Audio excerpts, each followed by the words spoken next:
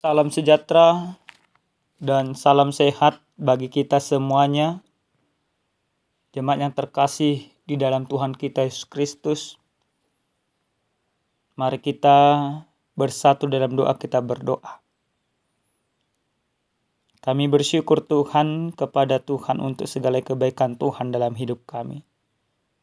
Sebentar Tuhan kami akan mendengarkan sabda Tuhan. Biarlah kiranya Tuhan menyertai kami hingga kami mengerti sabda-Mu. Dalam nama Yesus kami berdoa. Amin. Jemaat Tuhan yang terkasih di dalam Tuhan kita Yesus Kristus, adapun kebenaran firman Tuhan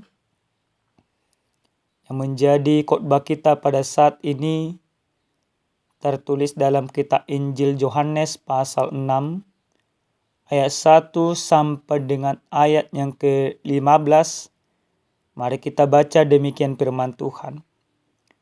Sesudah itu Yesus berangkat ke seberang danau Galilea, yaitu danau Tiberias.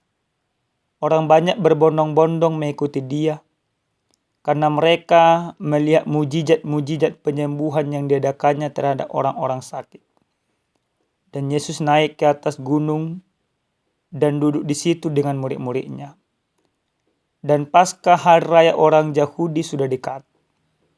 Ketika Yesus memandang sekelilingnya dan melihat bahwa orang banyak berbondong-bondong datang kepadanya, berkatalah ia kepada Filipus, "Di manakah kita akan membelikan roti supaya mereka ini dapat makan?" Hal itu dikatakannya untuk mencobai dia, sebab ia sendiri tahu apa yang hendak dilakukannya. Jawab Filipus kepadanya, "Roti seharga 200 dinar tidak akan cukup untuk mereka ini, sekalipun masing-masing mendapat sepotong kecil saja." Seorang dari murid-muridnya yaitu Andreas, saudara Simon Petrus, berkata kepadanya, "Di sini ada seorang anak yang mempunyai 5 roti jelai dan 2 ikan. Tetapi apakah artinya itu untuk orang sebanyak ini?" Kata Yesus, "Suruhlah orang-orang itu duduk, adapun di tempat itu banyak rumput." Maka duduklah orang-orang itu, kira-kira 5.000 laki-laki banyaknya.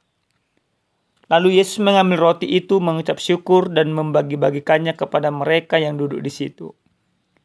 Demikian juga dibuatnya dengan ikan-ikan itu sebanyak yang mereka kehendaki. Dan setelah mereka kenyang, ia berkata kepada murid-muridnya, "Kumpulkanlah potongan-potongan yang lebih, supaya tidak ada yang terbuang."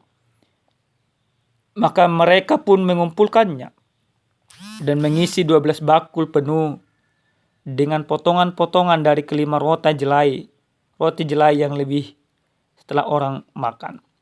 Ketika orang-orang itu melihat mujizat yang telah diadakannya, mereka berkata, "Dia ini adalah benar-benar nabi yang akan datang ke dalam dunia." Karena Yesus tahu bahwa mereka hendak datang dan hendak membawa dia dengan paksa untuk menjadikan dia raja, ia menyingkir pula ke gunung seorang diri. Demikian pembacaan kebenaran firman Tuhan. Jemaat Tuhan yang terkasih di dalam Tuhan kita Yesus Kristus, adapun tema yang sampai kepada kita pada saat ini berkata, Yesus berkuasa memenuhi kebutuhan kita. Tentu tema ini tidak hanya sekedar tema, tapi ini menjadi sebuah keyakinan bagi kita. Jangankan kebutuhan jasmani, kebutuhan rohani, bahkan Yesus satu-satunya menjamin kematian tidak menjadi bagian kita, tetapi kehidupan yang kekal menjadi bagian orang-orang percaya. Jemaat Tuhan yang terkasih di dalam Tuhan kita Yesus Kristus, kebutuhan manusia hingga pada saat ini kami memahami ada 3 hal. Yang pertama, sering sekali kita katakan kebutuhan primer yang menyangkut soal kebutuhan dasar makanan, pakaian, dan tempat tinggal. Yang kedua itu sering sekali kita katakan kebutuhan sekunder, yaitu kebutuhan yang memenuhi kebahagiaan di luar daripada kebutuhan pokok. Misalkan sepeda motor dan lain sebagainya.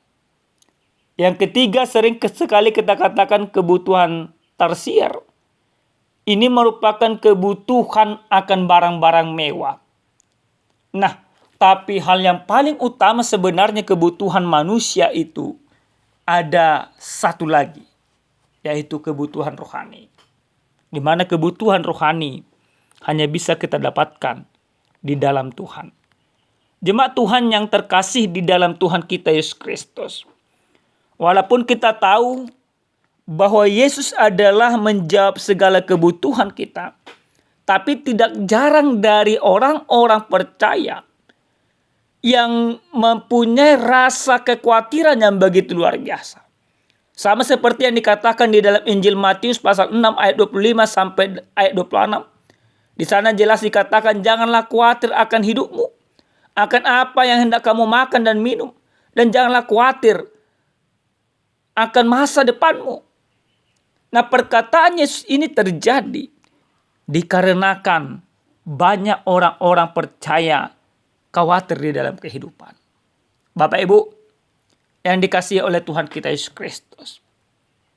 Dalam perikop kebenaran firman Tuhan yang sampai kepada kita pada saat ini diceritakan bagaimana pengajaran penyembuhan Yesus lakukan kepada banyak orang. Kalau kita melihat sebelum perikop kita ini, di mana sudah diceritakan hal apa yang dialami oleh seorang Yohanes. Dia mati oleh karena kejahatan daripada Herodes.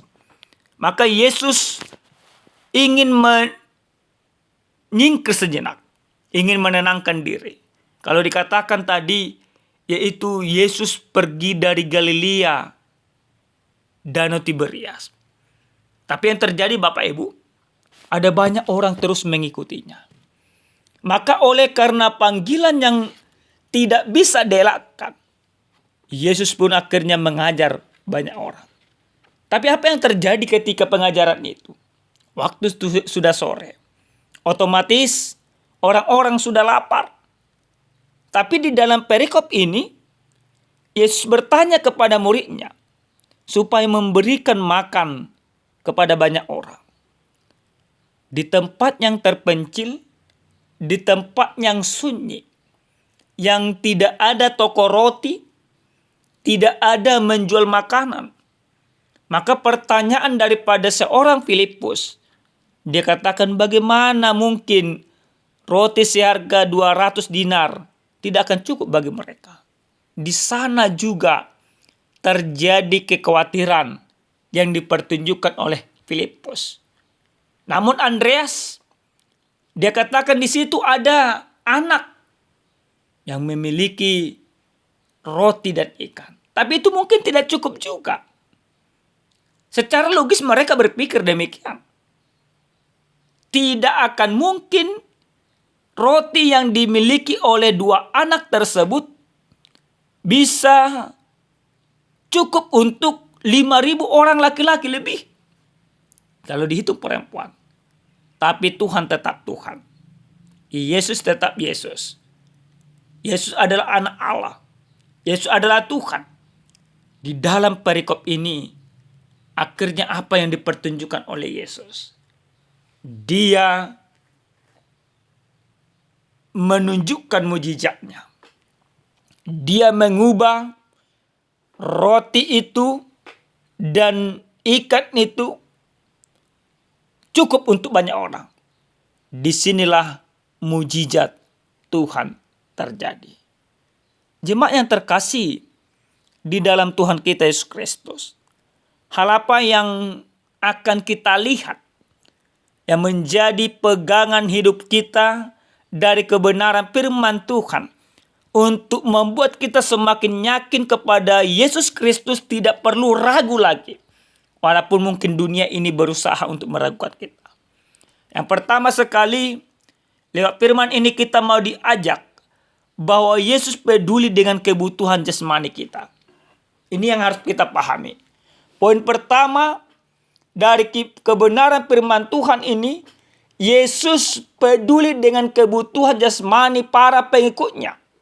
Baik itu makanan dan minuman, baik itu kebutuhan iman kita. Yesus peduli. Maka Bapak Ibu yang dikasihi Tuhan, di dalam perikop ini, kepedulian itu Yesus tunjukkan dengan mengubah 5 roti dan 2 ikan dari seorang gadis kecil, dari seorang anak kecil. Yesus memberikan, mencukupkan apa yang kita butuhkan. Tentu ini juga boleh kita baca di dalam Injil Matius pasal 17 ayat 27. Di mana ketika Petrus disuruh oleh Yesus untuk menjala ikan, dan di dalam ikan itu, di dalam mulutnya,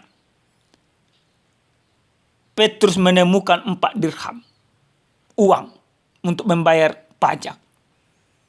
Yang artinya Bapak Ibu, hal yang paling kecil sekalipun Yesus pedulikan. Jadi Bapak Ibu yang dikasihi Tuhan, jangan kita ragu lagi untuk percaya kepada Tuhan. Kebutuhan-kebutuhan dasar kita, kebutuhan-kebutuhan rohani kita, semuanya Yesus cukupkan. Dia adalah Allah yang begitu luar biasa, yang peduli akan kehidupan kita. Yang kedua Bapak Ibu yang dikasihi Tuhan, dari firman ini kita mau belajar bahwa yang diinginkan oleh Allah, atau Allah tidak mencari orang dengan talenta yang besar, tetapi Allah menginginkan talenta-talenta kecil yang mau berbuat baginya. Kita perlu belajar dari anak kecil di dalam firman ini. Anak kecil ini dengan tulus, dengan lugu, menyerahkan makan siang yang dia miliki, yang diberikan oleh ibunya. Dan apa yang terjadi oleh karena perbuatannya yang begitu luar biasa, sehingga bisa mencukupkan kebutuhan 5.000 orang laki-laki. Dari perbuatan-perbuatan kecil, dari talenta-talenta yang kecil, Tuhan senantiasa bisa memakai kita. Jadi jangan pernah lagi kita katakan, Bapak Ibu, nggak ada talentaku, nggak ada kemampuanku, nggak ada kelebihanku. Dari firman ini kita melihat anak kecil itu penuh dengan ketulusan. Perbuatan kecilnya memberikan makan 5.000 orang. Ini harus kita pahami bersama. Yang ketiga dan yang terakhir, firman ini mau mengajak kita bahwa Yesus tidak akan pernah melupakan kita, melupakan murid-muridnya. Murid-murid Yesus yang memberikan diri menjadi penyalur roti. Murid-murid Yesus yang menjadi perpanjangan tangan Tuhan, menyuruh orang berkelompok-kelompok untuk duduk. Murid-murid Yesus yang menjadi pekerja-pekerja, menerima saluran berkat dari Tuhan juga. Sepanjang menyajikan penyalur, mungkin ada bertanya. Ini yang sering terkali Bapak Ibu, ketika aku berkhotbah atau ketika aku memberi, kapan aku akan menerima? Kapan aku akan dicukupkan? Tapi dalam kebenaran firman Tuhan ini kita melihat murid-murid itu yang dengan sungguh-sungguh melayani. Ketika 5.000 orang yang sudah selesai makan, mereka mengumpulkan sisa-sisa dari makanan itu. Banyaknya 12 bakul. Murid-murid Yesus 12 orang Bapak Ibu. Sisanya 12 bakul. Logikanya mungkin, pastinya, bahwa para murid itu menerima 1 bakul 1 orang. Mereka lebih banyak akhirnya menerima daripada yang lain. Ini menjadi sebuah keyakinan yang begitu menarik yang harus kita imani. Bahwa setiap orang yang benar-benar melayani Yesus, Yesus tidak pernah melupakan mereka. Yesus akan melipat gandakan, bahkan mereka akan menerima lebih banyak daripada orang lain. Yang terpenting adalah bagaimana kita di dalam pelayanan kita, di dalam kehidupan kita, kita senantiasa percaya kepada Tuhan. Jemaat yang terkasih di dalam Tuhan kita Yesus Kristus. Dari firman ini yang mengatakan tema Yesus berkuasa memenuhi kebutuhan kita. Jelas, tidak hanya kebutuhan jasmani, tetapi kebutuhan rohani juga. Maka jangan pernah ragu akan keselamatan yang Yesus berikan. Jangan pernah ragu akan kuasa Tuhan. Tetap percaya kepada Tuhan. Tetap beriman kepadanya apapun situasi yang engkau hadapi. Dan layakkan dirimu untuk tetap melayani Tuhan dengan sungguh-sungguh. Amin, kita berdoa. Kami bersyukur kepadamu ya Tuhan Allah Bapa kami, Allah yang maha baik. Untuk firman Tuhan yang sudah kami dengarkan, biarlah kiranya Tuhan kami menghidupi firman-Mu ini dalam kehidupan kami. Terima kasih Bapa. Dalam nama Yesus kami berdoa. Amin. Shalom Bapak Ibu, Tuhan Yesus memberkati.